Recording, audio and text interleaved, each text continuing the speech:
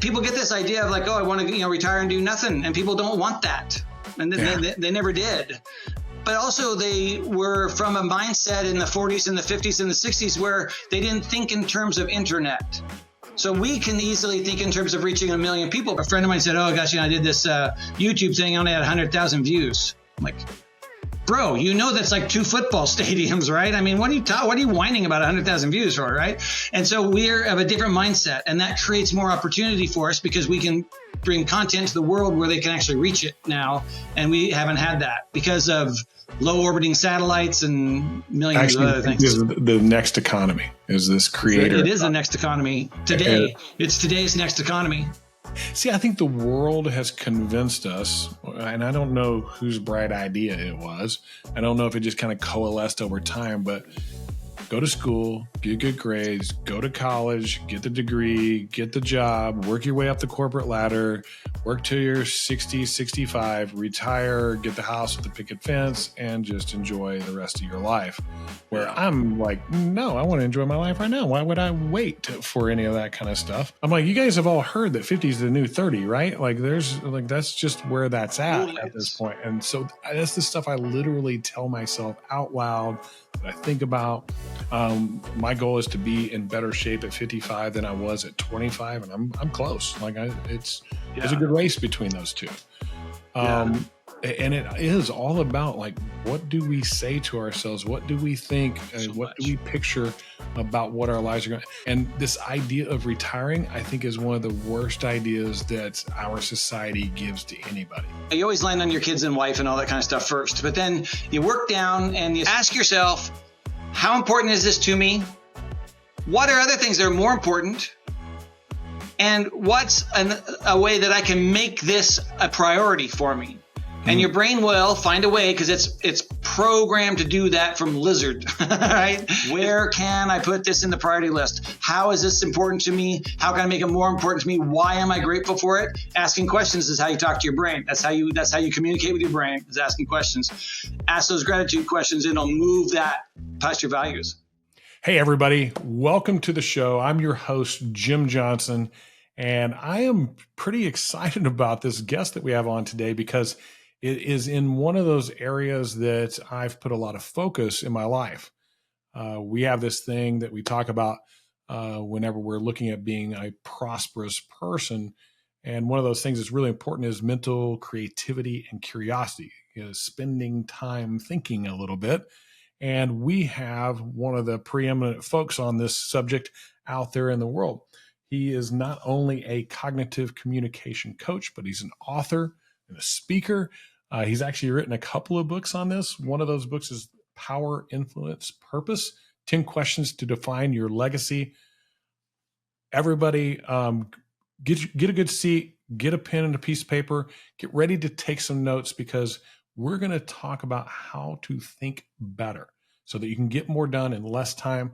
I'm super excited to bring on our guest today. His name is Stu Morris. And Stu, welcome to the show. How are you, man? Thanks very much, Jim. It's a pleasure to be here. Appreciate you having me.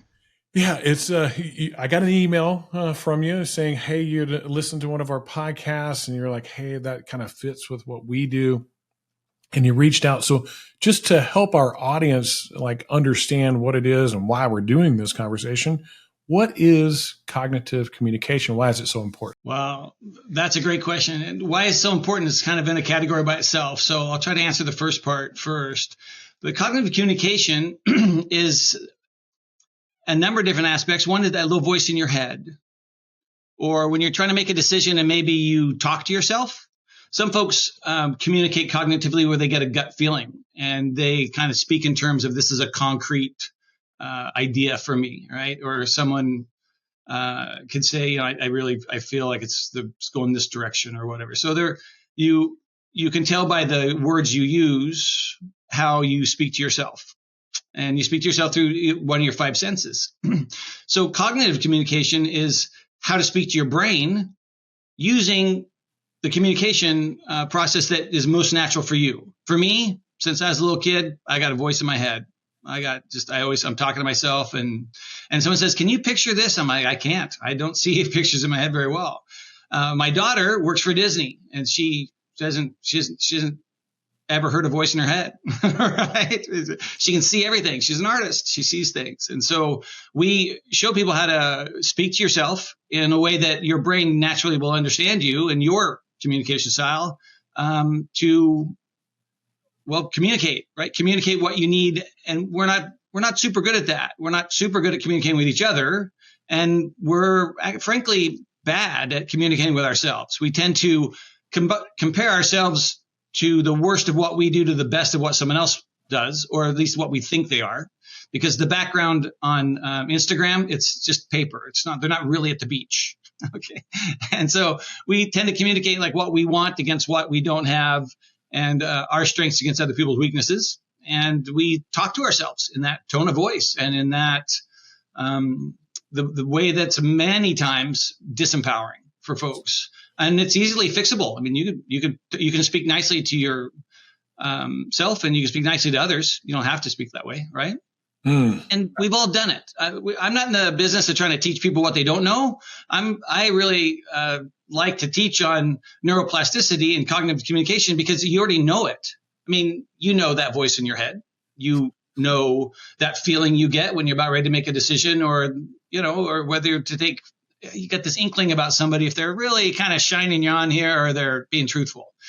So since you already know it, it's much easier to show you how to get the best out of what you know and kind of reveal it to you. Yeah. So is this kind of in line with, I'm not even going to say self-talk, because that leads to this idea of a voice talking to you, but self-think, like what we think about ourselves, whether it be feeling, seeing, talking, whatever that mode is for each one of us. I know I had a big battle with it when I was much younger, pretty much my late high school time, where I had been indoctrinated, brainwashed, whatever you want to call it, by a stepfather who was pretty rough. I mean, I was called a moron every day of my life. I wasn't going to amount to anything. And there was this part of me inside that was just pushback against that, very much so. Like, I am not going to let this happen to me. And so I took on the persona of, no, I'm not. I'll show you, like that kind of a thing. Is that what we're doing with this cognitive communication, this interpersonal communication? That's very insightful of you, Jim. And it is, in your case, as a kid, you had fewer resources and you really just dug deep and said, I'm not, right? I'm not a loser, right? Kind of a thing. Yeah. And, but that's not most people, right? Most people aren't wired that way. Most people, with whatever they're getting fed all the time, and then what they're saying about what they're getting fed, it kind of determines who they're going to be. Oh, most people, Jim, most people watch 7 hours of TV and social media. Right? That sounds terrible. So, a thing that they did in neurology is they put a halo on this guy's head and just pads. It wasn't like screwed into his head or anything, but they just watched his brain waves, which is so cool about neuroscience now, is that we can watch your emotions on this computer screen. So I love that stuff, right? That's so cool. And any of that I've seen, whenever we're in that place where, some people use the excuse of it's an escape or entertainment, right? The drudgery of everyday life, or I just need a break, so I'm going to go death scroll on Instagram or whatever it is that you choose to do, or go binge watch an entire season of a show in one day. What was the results whenever they put this halo on the guy? Like, what did it do to his brain? Well, the control was a cracker. Saltine crackers. Mm-hmm. And so if you were watching TV and we were measuring your brain waves at nearly zero, and if you were eating a saltine cracker, it was just right about the same, just nearly zero. And so that's for 7 hours a day, you are not working your brain. As a matter of fact, eating a saltine cracker had more effect on your senses, salty, crunchy, swallowing, and more work neurologically to chew a cracker than to watch TV. Just shuts your brain down, or scrolling mindlessly through social media. It turns your brain off. And that's no way to build neuroplasticity. We want to walk over that grassy patch over and over again until it's a nice, solid, easy to run on path, And so turning your brain off is the fastest way to grow weeds over your neuroplasticity. So let's talk about that for a second. Cognitive communication is how we self-think, right? Is that a fair, cut it down to Reader's Digest version? That's It's maybe cognitive communication is how we communicate with our brain. Okay. Whether that feeling, thought, pictures, or speaking, linguistics. So let's take this next step, because you brought this word up and said it a couple of times, neuroplasticity. I don't know if everybody knows what that means. It's one of those things where I have spent quite a bit of time in that arena because I don't want my brain to die. But can you explain what neuroplasticity is? Jim, I love that. I don't want my brain to die because it's the truth. Even maybe closer than brain dying would be muscle atrophy. So I worked in the emergency room, like I said, about 22 years, and I lifted. I lifted a lot. I lifted 6 days a week and mostly 2 hours a day. I was about I wasn't 280. I was 279. And I'm 6'5", by the way. Oh, wow. I'm big, yeah. And I hurt my back. I had a 400-pound patient fall on my back and rupture a disc. And now I'm still 6'5", and I'm like 220. Oof. So your muscles atrophy when you don't use them. I couldn't use them. I couldn't walk for 44 days. I couldn't feel my toes. It was a little scary. But the point being is that you don't move around and your muscles atrophy. Same with your brain. And there's other things that happen electrochemically as we get older. There's two big things that happen. As you get older, people think, I'm getting older, so I should be forgetful. And that belief system ruins people. There's nothing faster. You believe what comes out of your own head first. Yeah, it's what I call a self-fulfilling prophecy. It absolutely is, 100%. And then the second thing is that things do they slow down, but they really kind of expand. So because of when you get older, say, let's just use over 51. You might even find a website called over51.com. That would be weird. But if you're over 51 and you will find that your values have been, I don't know, let's take Joe, and he loves his kids. And so he takes them to school and he works his schedule around his school's kids, and he goes and watches football and volleyball and piano recitals. And that's important to him. But now his kids are gone and off and raising their own families, and what he values is gone. And that's a beautiful thing because you want your kids to launch, but then at the same time, you reorganize your values, which is what we've been doing in our brains since the moment we were born. We've been organizing and prioritizing what is valuable. Before we're even aware of ourselves or us in the world and our place to it, we know that mom, warm, milk, shelter, and we know that's a valuable thing. And when we smell that, see that, get near that, hear that, before we ever can make a cognitive judgment on it, we've created a value, and you're 3 months old. Right, or less or more. But then you finally hit 7 years old and you seem like you can learn everything, because you can. As a matter of fact, if we can get you about 2 years old, just teach you the piano and Chinese and you can learn almost anything. And I'd throw in Latin too. I'm telling you, the math falls into place. Neuroplasticity in kids is just really expansive. It's really rubbery, right? You can make a lot of really good paths that stick with them and create really good habits. The problem is that the 96% of the people that have zero brain activity because they're watching TV and scrolling through Instagram or social media, they raise kids, and those kids never get that, right? Now, as you get older, we always thought, it's older, you're past youth, and now you're going to be dumb, or now you're just going to be forgetful, or, you're one of those old guys. But not anymore. We know. I can show you the science. I can show you a lot of science too, really cool, like cutting edge computers using graphics. Just amazing AI 3D simulations of the brain working, just craziness. We can watch you think, and we can watch you dream, and we can watch emotions in your head, and we can see pain, and we can stimulate parts of your brain, and you can smell the candles from your 3rd birthday. Oh, It's wow. amazing. You don't forget stuff. You just can't recall very well. When you're more neuroplastic, you can recall much better as a kid. When you get older, we tend to believe that we can't recall, and that's a huge part of the problem. But it is also a little slower. But it's like when you get older, maybe I can't run a mile in 6 minutes because, I'm lying. I never could run a mile in 6'5". I could never run a mile in 6 minutes. But I couldn't run a 7-minute mile when I was 15. I couldn't run one now. And I'm older or whatever.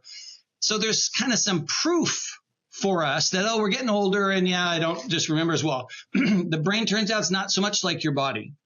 The mind wants data. The mind wants to be neuroplastic, and it can be overdone and there can be some dangers, but it's like there's no dangers.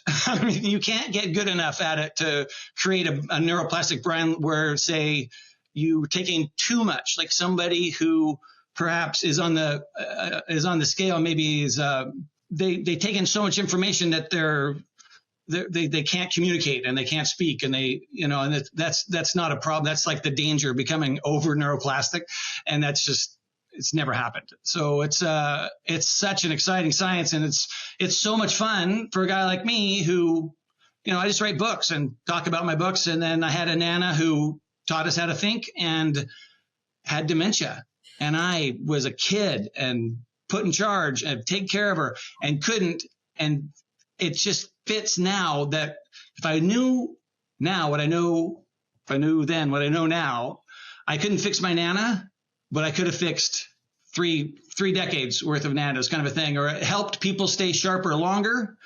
And with the data behind it, like we have a 102-year-old lady who is sharp as a tack, way smarter than me. That's not a high bar, but she's sharp as a tack, and she recalls everything, and like just an amazing person. And we can see that neuroplasticity still ripe and really rubbery in her, and we know we can bring that along to the next person.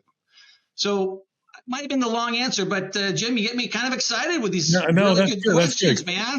Well, that's a great question. There's been a lot of talk, and it's been for a while now, last 10, 20 years of when you get older, you need to keep your brain active because you run the risk of dementia, Alzheimer's, and all the other stuff that goes along with it. And I have a whole show just on all the things that involve dementia, Alzheimer's, and all that. But there's been this big press to keep the brain active with puzzles and things, like people that do crosswords, people that do Wordle is a big thing out there with a lot of folks. Is it anything like the body that after doing it for a while, it doesn't have the same amount of impact because it's now repetitive? And you have to keep stretching it, keep pushing. Instead of doing 3 sets of bench press every single time, I got to do some incline, I got to do some decline, I got to do some flies. Mix it up a little bit. Is there any science on that? Well, that's a great question. There is a little bit, and like much science, it's not super conclusive, right? I like to draw more from the science than scientists do because they're so. I'm like, wow, that's amazing. Yeah, but it only happens under these. I'm like, I don't care what the wattage of the light bulb was. It's okay. Look what you did, right? So there seems to be a case that, yes, if you mix up the routine, you can increase the neuroplasticity by doing certain exercises. In that same vein, though, if you learn Latin and you learn, how do I get there and where do I go and my name is, and then you're speaking Latin fluently, it's different parts of the brain. And so because not everything's a puzzle, so if you learn the piano, you can learn Twinkle, Twinkle, Little Star, and then you can play Beethoven's Fifth. So because the things we do can grow with us, that fixes, I don't need 2 routines for neuroplasticity unless you only do crossword puzzles. Now, Gigi Borman, who's 102 years old, 102 years ago, they had crossword puzzles, and she does one every day, right?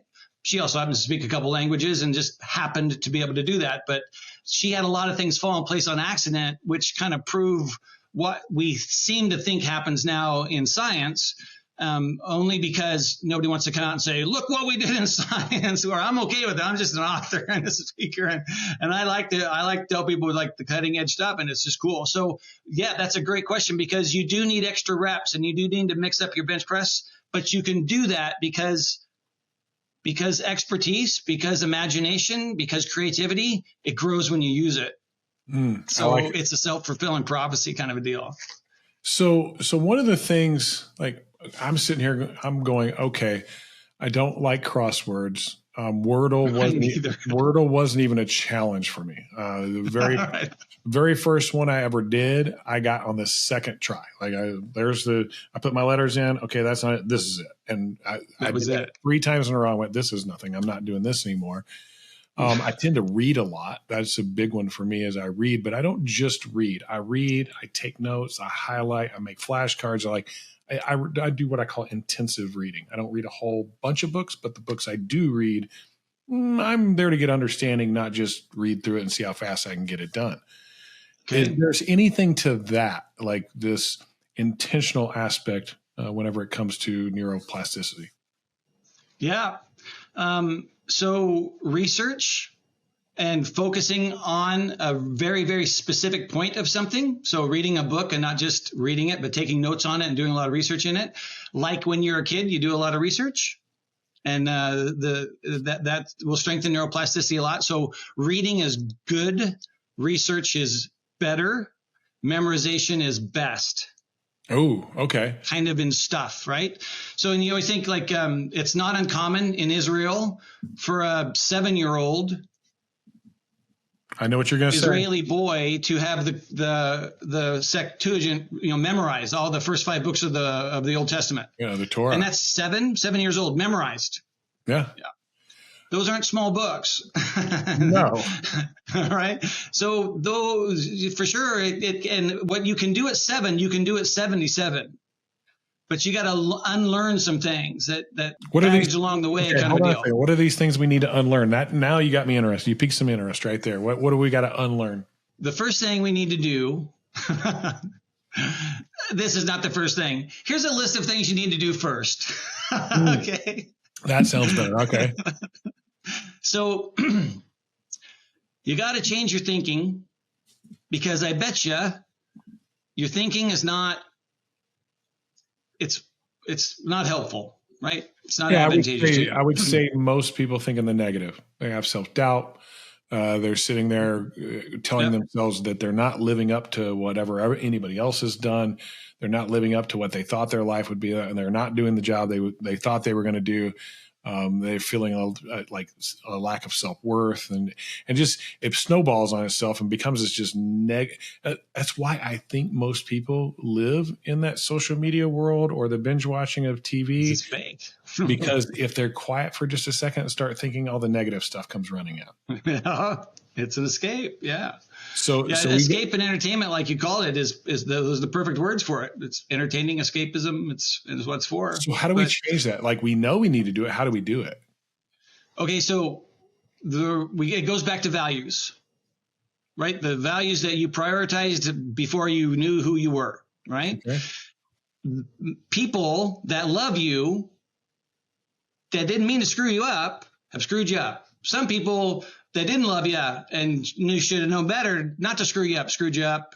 And some people just did their best and you screwed up, right? And so some people, hold on, there's a fourth group. There's some people that intentionally screw you up. Then there's people that wire out for you, right? Hopefully in the formative years between 0 and 3 and 4 years old, you're not a lot of people out to get you.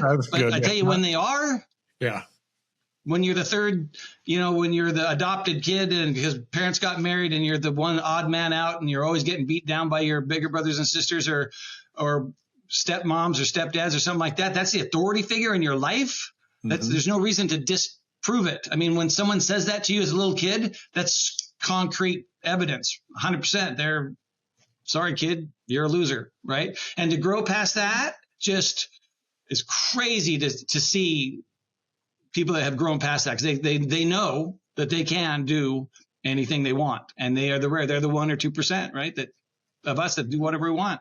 I would say a lot of us, well, I don't know. I'll use me. I was self-aware that, hey, bad input, no likey, right? Not good. I'm going to go think about other things and what my life could be like, what it might be like whenever I do get out and get on my own. And I kind of got that as like the outcome I was looking for at some point in the future. So what do I need to do now to kind of get there? And I just thought like that. I don't know why I was wired that way, but for those of us that are out there going, hey, I know I'm talking in self-doubt. I know that I am being negative to myself. I get that. I see what Stu is saying about this. You don't just flip a switch today and go, hey, I'm going to start talking positive about myself. Or do you? Like, I don't know. There you go. Well, I would say, as in starting with your values, the first thing that shaped your values was communication. What people gave you, how they communicated to you that you were loved, that here's where you can get food, this is warm, you're sheltered, you're safe. Forms of communication. Communication is how your brain works and learns, and I wouldn't recommend changing that. I would use that form of how you think. It's a little voice in my head. So for me, affirmations, I wouldn't normally guys use the word, but finding empowering things that overcome whatever negative, disempowering things come through my head. So it's going to be different for everybody, but there's a format that works fairly well for everybody. And it's based on the same things. So your values, what you value, you think about. What you think about, your reticular activating system, the little walnut at the bottom of your brainstem, that's saying, is this important? No. Is this important? No. Is this important? No. And it's a deletion machine. Everything you see, feel, smell, all 5 senses coming to you all at once, it deletes 90% of it, or else you'd be autistic. So is that what I'm doing whenever my wife's talking to me? The deletion machine, leaving it out? I think the wife things when you're being autistic. I perforated my eardrum scuba diving, and I can't hear out of my left ear and or my right ear, and saved my marriage. So many times, yeah, 100%. So what we value, we think about. What we think about, we focus on, because our reticular activating says this. You know this when you buy a new car. You go down, you buy a new car, or maybe it's a used car, but it's new to you, and then you're driving it home and you see 3 of them.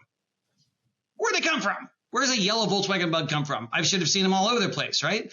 You don't see them until it becomes important to you. That's your reticular activating system saying, hey, let's pay attention to this. So you pay attention to or focus on what's valuable, because that's what you're thinking about. What's valuable, you think about. What you think about, you focus on. What you focus on, you start building belief systems. You start building really certainty, levels of certainty under your beliefs. You can kind of think of them as legs on a chair or legs on a table. And when you're certain about something, you believe. And we all know believe, right? Belief will change the world. So what you believe, you'll take action on. If you don't think the chair is going to hold you up, you will not sit in it. I'm sitting there thinking. You can sit down, you flop down in it. Yeah. You don't even think about it. Don't think about it. Because you know it's going to be there. Yeah. I'm thinking like how that really, because I kind of have this thing that I've worked on through my own like journey through this world. And whatever I desire, so that's probably your value, right? Like if I put those two things together, whatever I desire is what I'm going to think about. That's what's going to happen in my brain. I desire this thing, so I'm thinking about it, which creates what I'm going to talk about, or my focus, right? Like this is what I'm thinking about all the time. So I'm focusing on it. That's what actually comes out of my mouth. Like that's the words that are coming out of my mouth. And even what I'm self-thinking now that I'm like thinking about this, like what's actually happening there, which then leads to what I'm going to do. Like that's how I look at it. Like what I desire is what I'm going to think about, which is what I'm going to say, which is what I'm going to do. Is that in line with this? Very much so. Because I believe in it. Yeah, values. It starts with values because that's just innate within us, and we have to prioritize if this is going to kill us or not. So we have to give it a value. That's the reticular activating, doing the same thing as if this is important. Your reticular activating system is part of your brain. You grew up and it tells you, boom, this is. Now, the reticular activating system is also based on another premise, which is this going to kill you? And be careful and have some fear, because fear saves you. Right? Cat walks over hot stove, doesn't walk over it again, hot or cold, just, right? So, and that's been drilled into us. So fear is part of the reticular activating system. Fear is part of neuroplasticity, or how you think and how you speak to yourself. That we can overcome. We can't eliminate it because it's how the brain works. So we don't want to take it away. We want to overcome it. We want to use it for us. We want to use it as fuel. So because what we're afraid of, we will move away from. And if we just take a moment and think about what we don't want and tell our brains that we want to fear that, we will move away from what we don't want and do what we want.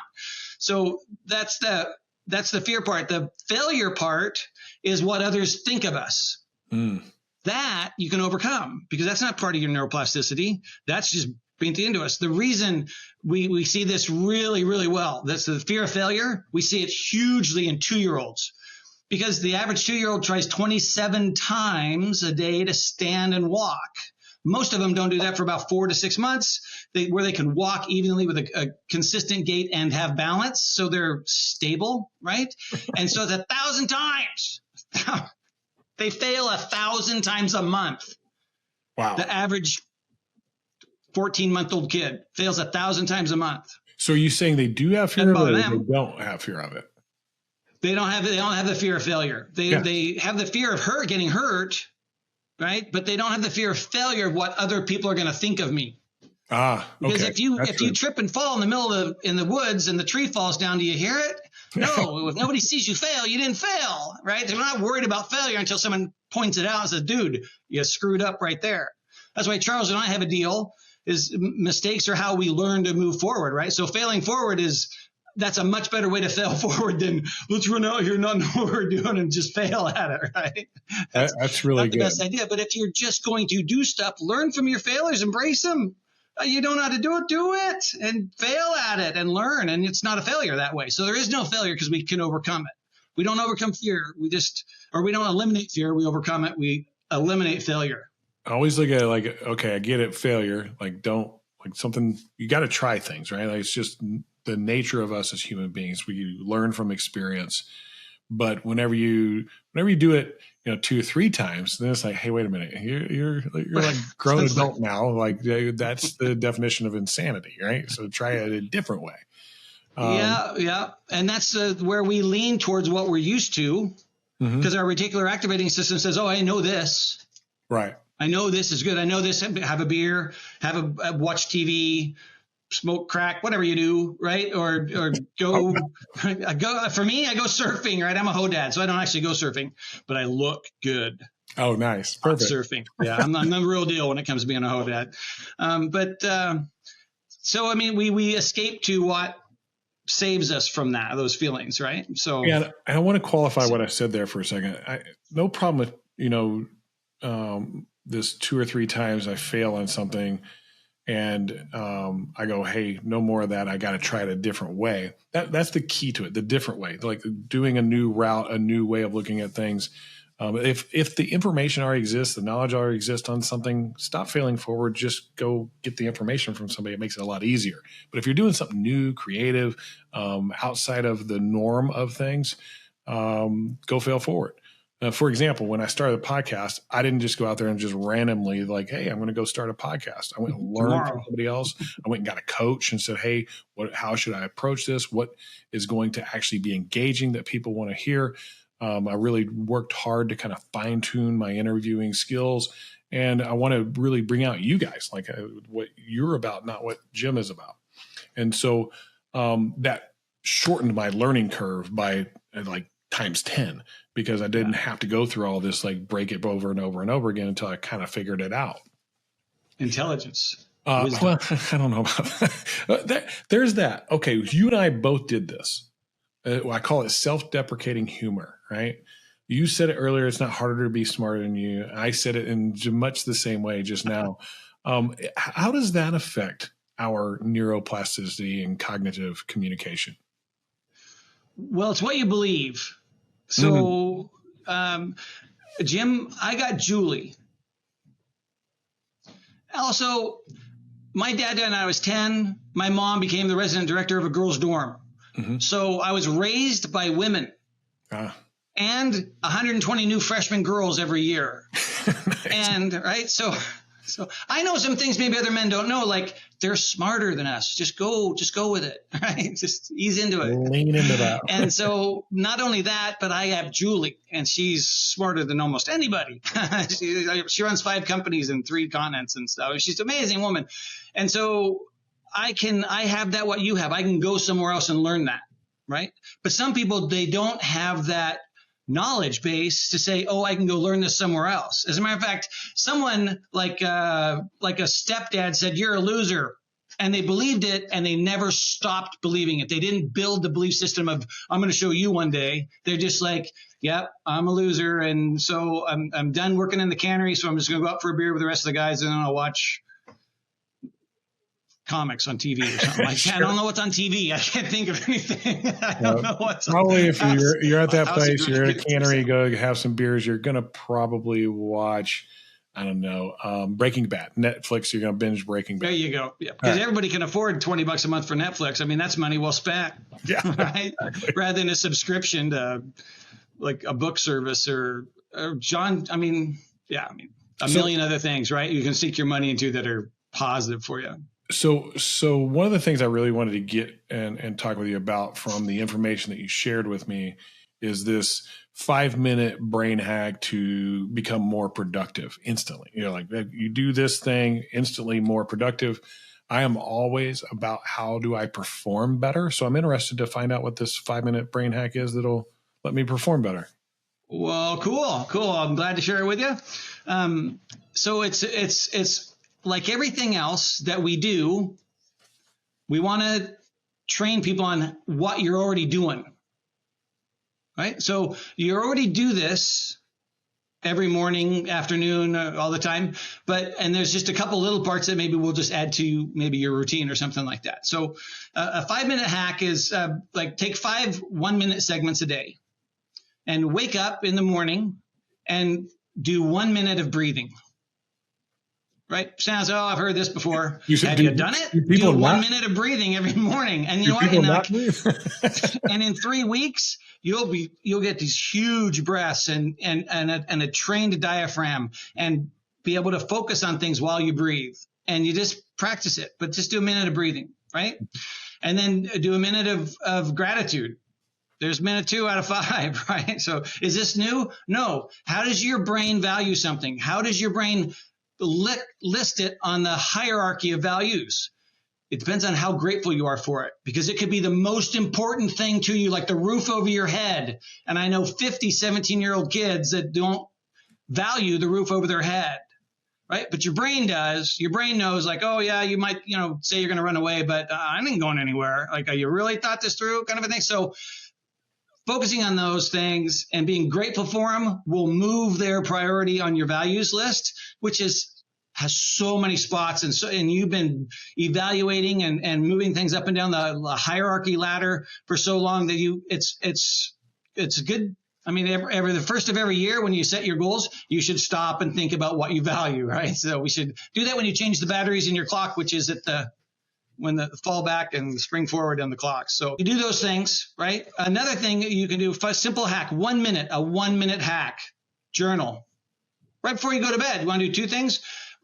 For 1 minute, read something inspirational or that's important to you or something that you want to change about yourself. Seriously, 1 minute, and then go to sleep. So you journal about something and it embeds it. As a matter of fact, journaling with writing, thinking, and a lot of times when we journal, we speak out loud, which is awesome. So what we found with neuroplasticity is when you speak something, you're using your body, your diaphragm, your lungs, your vocal cords, and there's more brain activity going into it. So when you speak something, you create a stronger neuroplastic pathway. Yeah. Right? Connection. And so speaking is always better. So if you can journal and speak, you're ramming that stuff in and then listen to something good or read something good before you go to bed. And it's 5 minutes. It's 5 minutes that you're spending doing something that's not going to take any time out of your day. But you could be grateful. You could do a breathing exercises. You could do a stretching exercise for 1 minute. Will change your body, because lymph is the system in your body that moves and excretes not all the toxins, but many of the toxins, especially from the hard, like liver, kidneys, pancreas, those kind of things, some of the hard organs. It moves that out because your lymph system doesn't have a circulatory system like your blood. Your blood has the heart. Your circulatory system has the heart. The lymph system doesn't have a pump like the heart. So it uses breathing and movement. So if you breathe and move and stretch for a minute, you've done 3 things that totally push toxins out of your body. Now, you might do it for 5 minutes each and really like, wow, I'll be a real go-getter. But I'm telling you, a 5-minute hack, I can show you 5 things, do it for 60 seconds. 99, as my Jim, it's the same people that are going to go turn on Hulu or are going to go on social media or going to go watch TV again. And there's not, but there's going to be the 1 or 2% that change their life for 5 minutes and 5 minutes a day. Well, anybody can do it. I'm proof in the pudding on this because I was interested. Like, hey, what are the things? Because I've never spoken to you before, and I was going to compare them to what am I currently doing. And so you may have noticed me. I was writing, right? And so I do about 10 minutes of breathing work every single day. Every single day, I do 10 minutes of breathing work. I do 3 minutes of gratitude every single day. I do on reading. I'd read a bunch. Like I tend to read at least 10 pages of a good book every day, and I also journal every day. I write every day. Now, the one thing I'm going to do differently that I wasn't doing, because what I normally journal about is like what my day was like a recap of my day, so it sticks. Like I want to keep the good stuff, get rid of the bad stuff, and that's why I'm doing the journaling. What I'm going to change is whatever I read, I'm going to journal. I'm going to write about it, and I'm going to say it out loud. Oh, cool. That's a good idea. Because I'm actually a person that believes in saying things out loud and the impact that has on them sticking. I teach sales. And so we teach a lot of sales to folks that we work with on the contractor world. And whenever we're teaching them sales and we talk about role play, they tend to go home and they like practice in their head. And the ones that practice in their head versus the ones that go and record themselves saying it out loud, massive difference. I mean, huge. Massive difference in the ability. Then when they role play together, it's even better, right? This is something that we've noticed is like 2 people with interaction, real, that reality aspect of things makes it stick even better. And they're saying it out loud. And then the one that really like this, and I would love to see some research on this. So if you want to do research or find someone that does research, when you make that thing competitive, it increases your focus, so it sticks better. And so we've started to create these pods where people will compete on the best role play, and everybody else at the table has to score them, and they can only give 1 score to 1 person. So what I mean by that is, let's say you got 6 people around the table. So you're going to hear 5 other people give a role play on a piece of their sales pitch or whatever else it is that you're doing. It could be anything. Yeah. So they listen to it 5 times and they have to pick the one that was a 5, the best one. And then the one that was a 4, the one that was a 3, one that was a 2, one that was a 1. So whenever you're actually doing your presenting, you're really focused. You're trying to earn that 5 and it's sticking better because of that amount of focus. I don't know if there's any research out there on it. I'd love to do it in our stuff because this is kind of new for us. We didn't learn it from anywhere. And what we have found is that what we're teaching doesn't just stick for a week or 2. It sticks for a lifetime. Like they're coming back with way better results than we had before. So I'm going to implement that. Thank you very much for that. And then I do stretch at least 5 minutes every day, usually 5 minutes in the morning, 5 minutes in the evening before I go to bed. Right. Mostly I learned that from somebody who's like, what does a cat do? When a cat wakes up, it stretches. What does a cat do before it goes to bed? It stretches. And it makes sense to me that that would be a good thing. All right. So, man. Can I add something to that real quick? Yeah, I'd love to hear it. This is interesting. I'm having a blast. Go. Me too. Me too. When you're writing those things down and when you're saying them out loud, when you're doing the gratitude part, the point of gratitude is it tells your nervous system if it's important to you. So think of something that you're grateful for. And you always land on your kids and wife and all that kind of stuff first, but then you work down and you start, right? So I have like my big 15 because I've been doing a gratitude list so many, I can do 15 in like 1 second, right? Just get them out of the way. I know I'm grateful for them, and then maybe it's like Julie's birthday yesterday. So I was more grateful and I had a thing, but ask yourself, how important is this to me? What are other things that are more important? and what's a way that I can make this a priority for me? And your brain will find a way, because it's programmed to do that from Lizard, right? It's programmed to do that, to prioritize those values for you. And so if you're thinking about what you're grateful for and have your brain prioritize it, you can't do that yourself. It's like AI, right? I mean, I just can't remember the word, right? But I can look it up on AI. Your brain remembers everything like AI. It's just a retrieval process. But if you ask it the question, where can I put this in the priority list? How is this important to me? How can I make it more important to me? Why am I grateful for it? Asking questions is how you talk to your brain. That's how you communicate with your brain, is asking questions. Ask those gratitude questions. It'll move that past your values. And you're saying to say those questions out loud and the answers out loud. Sure. Yeah. Well, whatever you do, if you can do it out loud, you increase the neuroplasticity and you increase the stickiness of the neuroplasticity. Ooh, I like that. But you already do it. Yeah, so that's pretty cool. You're on track. You're not on track. You're running on the track. Well, that's good. Like, that's confirmation that some of the things I'm doing have really helped with where I'm at today. Like, things are pretty good. You can tell. I mean, I just met you too, but I can tell. You're one of the ones. You're bright and sharp, and fun. Yeah, love it. Oh, you set me up. This is a 2-hour. This is a 5-hour podcast, right? You set me up for some of that self-deprecating humor right away. So another question I have for you. This is another one of the things that came from maybe some of the things that you wanted to hit on. A secret technique used by top CEOs to make $1 million decisions. Right. Here's something I noticed about your inquiry to me. One was that it was very well written. You communicated really, really well. I get 100 of these a week, and I may pay attention to 3. It was written really well. And then you had a great way of putting together these things that were short but super interesting. In the marketing world, they would call them hooks. They're the thing where you go, hey, I want to hear more, right? So great job on that. I'm assuming that was somewhat intentional by whoever put this together, if it was you or somebody else. But great on that. What's the secret technique? Which one are we talking about now? The secret technique that CEOs use to make $1 million decisions? That's the one. So the decision.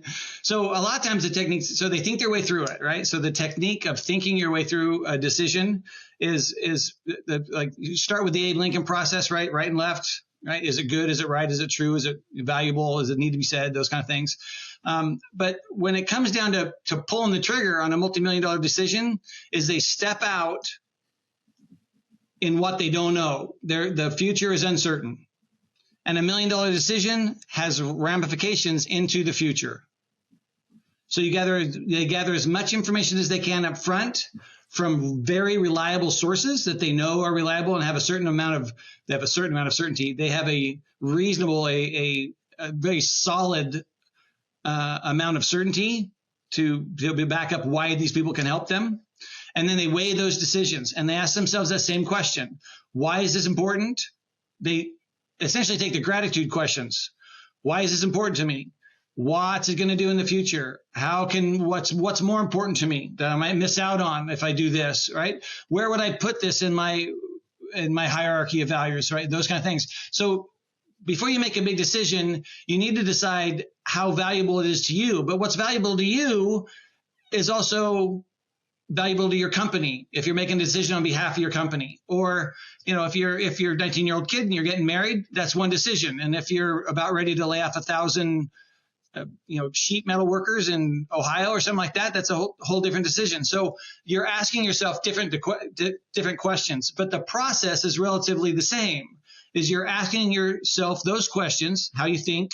You're asking your brain questions on where is this on the level of my values? Why is it important to me? What makes it important to me? Where did I come up with this idea that this is important, right? And CEOs are very good at that because I think a minute ago, you kind of said the same thing. You get 100 of these a week or whatever, 100 of these a day. So do CEOs. They get 100 new ideas a day, right? I'm the worst. You're like, dude, you just started, right? We fixed it, right? That department doesn't even exist anymore. You found a solution for it. So they're much better at the bigger picture because they oversee those kind of things. So they bring a lot more data in, but essentially making the same questions you can ask yourself to wake up in the morning is how valuable is this to me, to the company, and they step through a process of doing that, which is those same questions. I mean, I imagine I could probably find a list of like the 10 super questions that we have and stuff like that you can ask yourself, but I mail that send it to your audience. But it's those same types of questions. It's finding out what that value is so that we know what to pay attention to, so that we know what we're going to take action on, so that the actions that we take lead to a destiny or a destination that we want to arrive at. That is, I actually think amazing.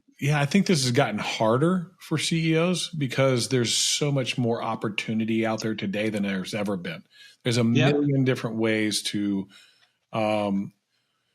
create better for your company. And that can be a bunch of different things. It can be like for your employees, the money you make, the profit you make, the products you make, the service you give. There's a million different things and a million different ways to get there, where I think 50 years ago that was different.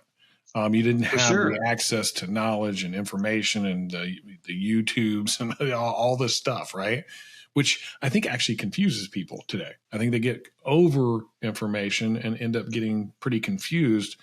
And you gave me another bit of comfort there, because I am that type of person. I tend to think about and I think from a value, like on the good side, and value on the cost side, like what's it going to cost me in sacrifice and effort and energy and all this other stuff. And it allows me to say no more often. I think that's a really valuable trait of CEOs, is this ability to say no to things, because you say yes to too many things and you're then split focus and not a lot good happens. Yeah. Man, that was really, really good, Stu. I think there's a lot of great information in there for our listeners. So I think you mentioned it earlier. What was it? It was over51.com. And first things first, I want to ask you why that number, because I'm on the other side of that at this point. I'll be 55 in 5 days, something like that. 4 days. Happy birthday. 8 days. Yeah. Mine was the 19th of July. And I'm like sitting there going, okay, why over 51? Is that the point where we all start thinking we're old? Because I don't think that. Yeah. Nope. A couple of different reasons. Over50.com was taken. Okay. And I always like the idea of over 51 because it seems like, when you hit your 50s, and that's, people talk about that, and there is something to the idea that, well, I'm still 40 and I'm smart enough. Mm-hmm. And then I've talked to a lot of people who've said that to me, and I've talked to a lot of people who said, yeah, well, I'm over 50 and I'm not quite sure I could pull that off. The only thing they're talking about is what they're over or under in age, which has almost zero bearing, because by the time you're 19, you're about the same 19, 20. So for women, about 19, for men, about 25. We're a little slower than girls, and then our neuroplasticity, thank God, we are a little more rubbery in our neuroplasticity longer than girls, because they learn so much more than us. So we had the big ego when you're 7 years old. You have an ego. You're like, oh my gosh, I can't believe it, right? It's amazing how well they retain. Me to wear this. I saw a 7-year-old say that the other day. You don't expect me to wear this. I'm like, that's super funny. So over 51 is about. Well, see, I think the world has convinced us, and I don't know whose bright idea it was. I don't know if it just kind of coalesced over time, but go to school, get good grades, go to college, get the degree, get the job, work your way up the corporate ladder, work till you're 60, 65, retire, get the house with the picket fence, and just enjoy the rest of your life. Where I'm like, no, I want to enjoy my life right now. Why would I wait for any of that kind of stuff? And so I work really hard. Like, for one of the examples, when I turned 50, everybody does the whole, yay, you're 50, the black balloons and all that other good stuff. And I'm like, you guys have all heard that 50 is the new 30, right? Like, that's just where that's at this point. And so that's the stuff I literally tell myself out loud, that I think about. My goal is to be in better shape at 55 than I was at 25, and I'm close. Like, it's a good race between those two. And it is all about like, what do we say to ourselves? What do we think? What do we picture about what our lives are going?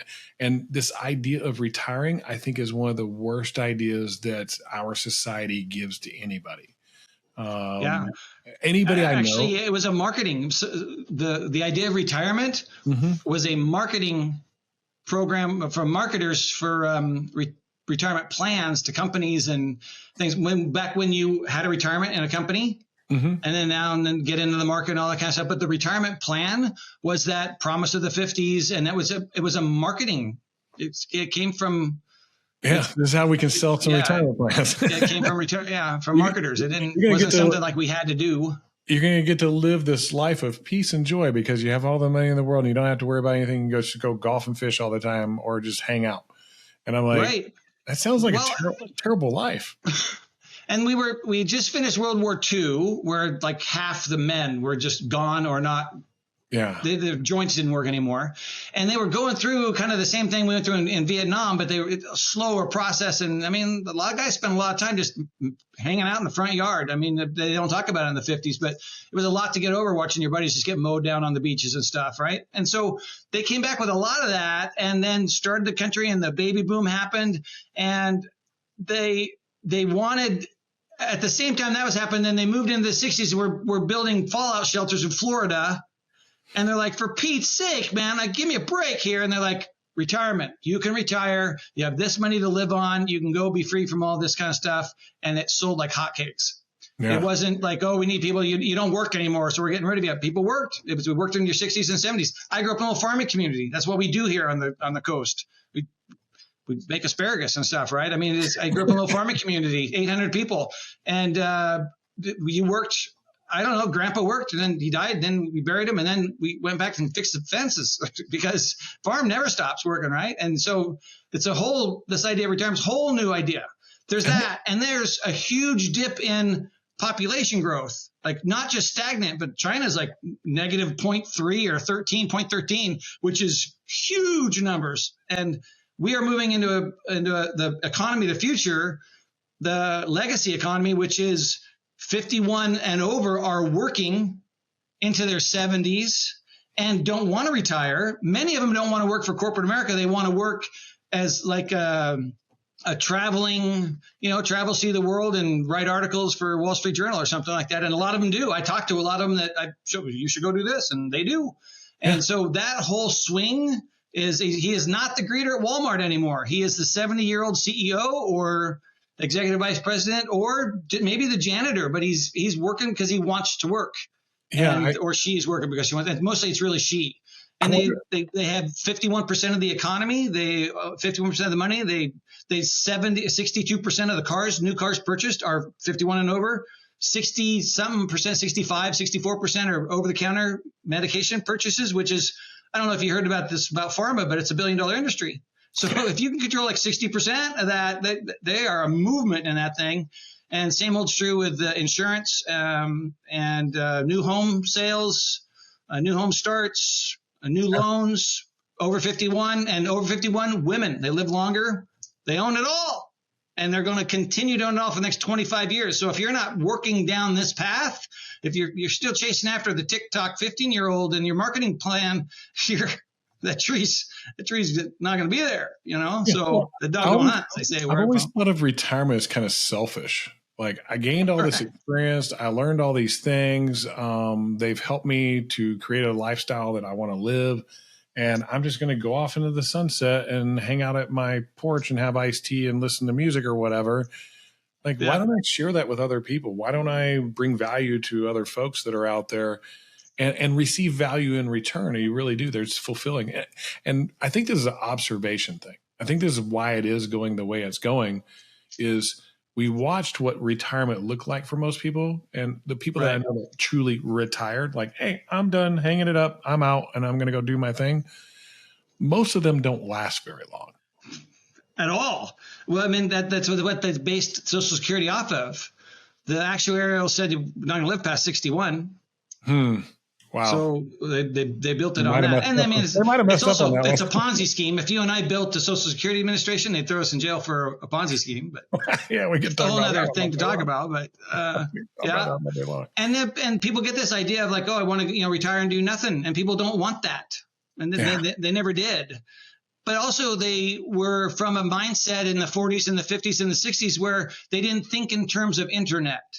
So we can easily think in terms of reaching 1 million people because you're like, oh, a friend of mine said, oh gosh, I did this YouTube thing, I only had 100,000 views. I'm like, bro, that's like 2 football stadiums, right? I mean, what are you whining about 100,000 views for, right? And so we're of a different mindset, and that creates more opportunity for us because we can bring content to the world where they can actually reach it now, and we haven't had that because of low orbiting satellites and millions of other things. This is the next economy is this creator. It is the next economy today. It's today's next economy. Yeah. They're making decisions right now. Current right now. It's a thing that we need to be aware of. I feel like a lot of the support type positions and stuff like that are going by the wayside with AI. Like AI is going to replace a lot of jobs. And so what are you going to do this is the only way anybody makes any kind of reward for their effort. They provide value to somebody else. So it used to be provide value on a factory floor. Then it became a little bit more service and product oriented. And now it's becoming this creator economy. Like, hey, I'm willing to go do some research and learn some things and have some valuable information that I can share with others. And I'm going to bring people that have done likewise onto my show to help you move forward in your own life and hopefully have this prosperous and expeditious journey that we're all on this planet. Stu, this has been great, man. This has been really good. What a pleasure, Jim. I've had a ball. I'm sweating. I'm standing up. I was talking. If I wasn't mic'd up here, I'd have been running around because I was having a lot of fun. Good. So over51.com, people should go and check you out there. Sure. You do coach folks on cognitive communication so that they can get more out of their lives, which is super cool. I should have done that a long time ago. Should have thought about that one. But that's not what I do. I work to help people create a lifestyle that doesn't have all this pressure that goes along with it, to be okay with where things are and to find this sweet spot.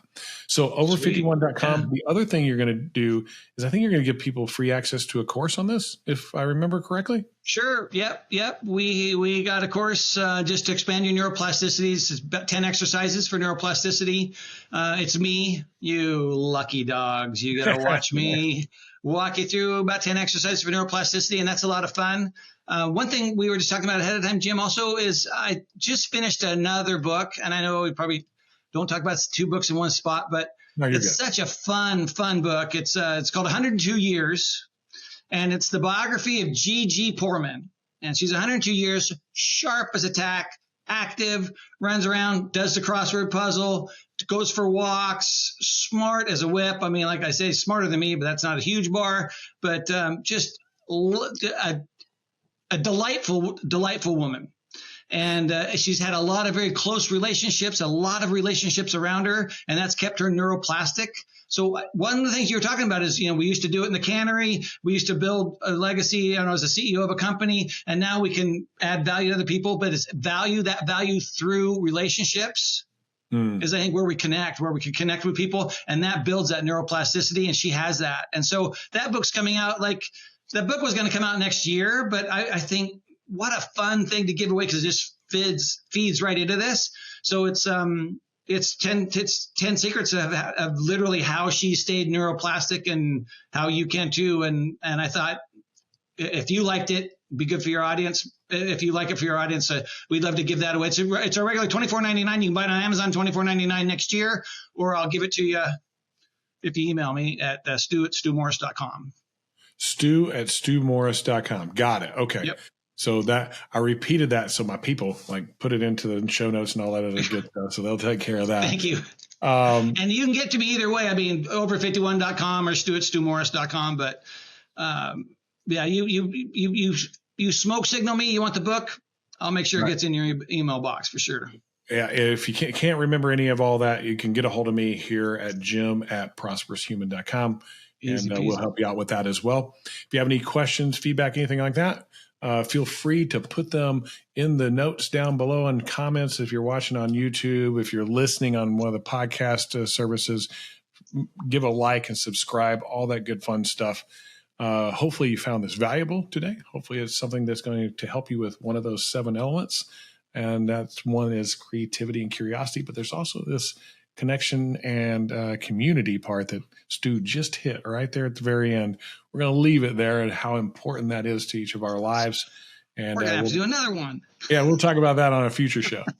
Stu, great to have you on board. Thanks for being on our show today. And we'll see you in the future, I hope. Thank you. I look forward to it. Thank you very much, Jim. All right. Awesome. Thank you very much. Hey guys, that was our show today. I hope you enjoyed it. I hope it helps you start to look at some of the things in your own life about, hey, how can I be around longer, provide value longer, leave legacy and impact longer, and be this person that you want to be and to live the lifestyle that you want to live and hopefully enjoy this prosperous and expeditious journey that we're all on together by getting in community with others that you surround yourselves with to help you along the way. I'm Jim Johnson, your host on the show today, and we will see you on our next episode.